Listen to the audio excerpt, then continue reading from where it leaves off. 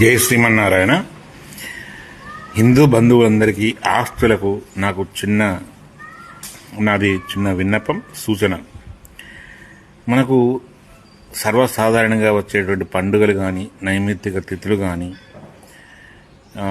లేదా ఇతర గ్రహణాల విషయం ఏమిటేమి అందరము యూట్యూబ్లో చూడడం, అందులో నలుగురు 4 రకాలు చెప్తే కన్ఫ్యూజ్ కావడం, పండుగల పట్ల, గ్రహణాల పట్ల, ఏ పండుగ ఎప్పుడు, భోగి ఎప్పుడు, అసలు పండుగ ఎప్పుడు అనేది ప్రతి పండుగకు కన్ఫ్యూజన్సే, ప్రతి పండుగకు అనుమానాలే.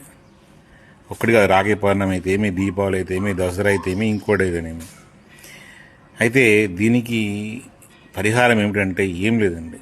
మీ ఊరి దగ్గర, మీ ఊరిలో ఉన్నటువంటి ఆచారులు అంటే గుడి పంతులు కానీ, మీ పురోహితులు కానీ, మీ ఇంటి వద్ద ఉన్నటువంటి దేవాలయంలో, పట్టణంలో, సిటీలో అయితే ఇంటి దగ్గర పరిసర ప్రాంతంలో దేవాలయంలో కానీ వాళ్ళు వైదికంలో ఉన్నటువంటి వాళ్ళను సంప్రదించండి, తెలుసుకోండి, అడగండి.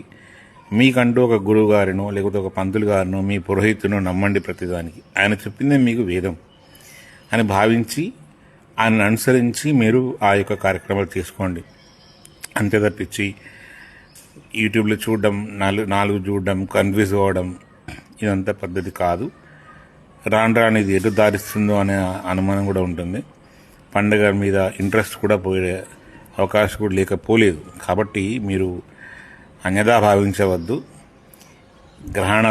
మన హిందూ సాంప్రదాయంలో సనాతన సాంప్రదాయ పండుగల విషయమైతేనేమి, గ్రహణాల విషయమైతేమి, ఇంకోటితేమి ఖచ్చితమైనటువంటి ప్రమాణాలతో మన పంచాంగం చెబుతుంది.